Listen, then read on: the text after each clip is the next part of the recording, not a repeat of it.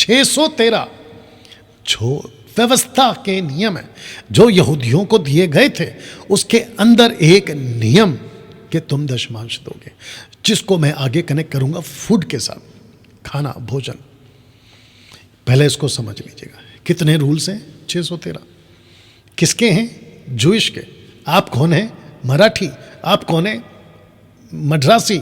आप कौन है? पंजाबी। आप कौन है? गुजराती। आप कौन है? बंगाली। आप कौन है? भारतीय। और फिर बाकी अलग अलग कंट्री के लोग जो अगर देख रहे होंगे, आप जूइश नहीं हैं।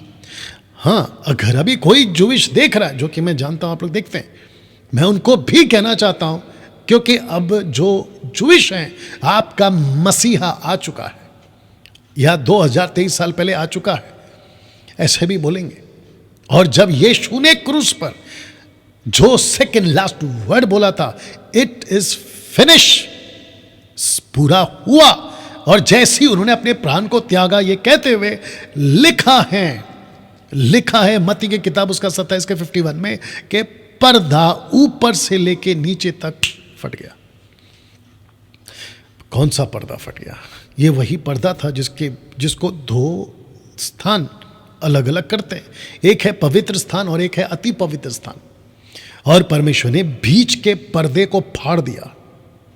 तो जितने जूइश अभी देख रहे हैं, आप लोग भी आजाद हो गए 613 कानून से, 613 लॉ से, 613 बोझ से आप आजाद हो गए। आप आजाद हो गए। तो जिसके चलते मैंने ये लिखा है कि दशमांश व्यवस्था के कानून में आता है, यह शिक्षा नई वाचा के दायरे में नहीं आती। बिल्कुल साफ लाइन में बोल रहा हूं, नहीं आती। तो मुंबई के जितने भी चर्चेस हैं, मुंबई के जितने कलीसियां हैं, मैं उनको बिल्कुल साफ पूछ रहा हूं, क्या आप यहूदी हैं? पुणे के चर्च को पूछ रहा हूं, क्या आप यहूदी हैं? पंजाब के चर्च को पूछ रहा हूं, क्या आप यहूदी हैं? आपका जवाब होगा नहीं, और जो कि मैं जानता हूं आप नहीं है। और अगर हो भी गए तो भी आपके लिए अब कानून नहीं आता, क्योंकि यीशु क्रूस पे मर चुके हैं, जिंदा हो चुके हैं, और वो सारे के सारे बंधन वो तोड़ चुके हैं। तो आप वापस इस 613 के कानून में उस दशमांश के कॉन्सेप्ट को अपने कंधे पे, उस बोझ को वापस क्यों उठाना चाहते हैं? ना, इसको पढ़िए दोस्तों। लिखा है कि हम ओल्ड कवनेंट के दायरे में नहीं आते। तो ओल्ड कवनेंट है ये। कौन सा है रखने जा रहा हूं। एक आपका दशमांश, क्योंकि मेरा टॉपिक है इसलिए मैंने पहले रखा है। दूसरा है खतना, और तीसरा है सबत, और फिर उसके बाद में सब नियम जो मंदिर के अंदर किए जाते हैं, वो सब के सब आते हैं ओल्ड कवनेंट के दायरे में, जिसको बाइबल कहती है न्यू टेस्टमेंट में कि हमारे जो पूर्वज थे, यानी कि यहूदियों की बात कर रहा हूं, वो जो पूर्वज थे उसको उठा कर और उसके बोझ के थले दब कर, वो कभी भी किसी भी तरीके से किसी भी प्रकार का व्यवस्था या किसी भी प्रकार का कानून जो अंडर लॉ आता है मूसा का, वो उसको पूरा नहीं कर सके, जिसके चलते परमेश्वर ने कहा, क्योंकि व्यवस्था को खत्म करना है, दूसरे शब्दों में उसको फिनिश करना है, उसको कंप्लीट करना है, तो यीशु को पैदा किया व्यवस्था के दायरे में। यीशु का खतना हुआ है 8 दिन में, यीशु का पालन पोषण हुआ है व्यवस्था के दायरे में। जो कस्टम था, जो सिस्टम था, जो कपड़े थे, जो खाना था, वो सब कुछ व्यवस्था के दायरे में। क्योंकि जिसको हम यहोवा कहते हैं ना, वो यहोवा परमेश्वर इसी प्रकार से काम कर रहा था, कम से कम यीशु के पैदा होने से पहले 4000 साल तक, आदम से लेके जॉन द बैप्टिस्ट तक इसी तरीके से काम करता था। मैं अलग हूं तो मेरे लोग अलग होने चाहिए, मैं अलग हूं तो उसका नियम भी अलग होना चाहिए, जिसके चलते परमेश्वर ने यह व्यवस्था लाई थी। क्योंकि वहां देवी देवता थे, उनके हिसाब से ये नहीं चलना चाहिए, मेरे हिसाब से चलना चाहिए। इनका कपड़ा अलग, इनका खाना अलग, इनका रहन सहन अलग, इनके कल्चर अलग, इनके कपड़े, हर चीज अलग। तब जाकर परमेश्वर ने ये सब कुछ दिया था। लेकिन जब यीशु आते हैं और इन सब को कंप्लीट कर देते हैं, और जब कोई चीज खत्म हो चुकी है तो वापस उसके दायरे में क्यों जाना भैया, या वापस उसके दायरे में क्यों जाना?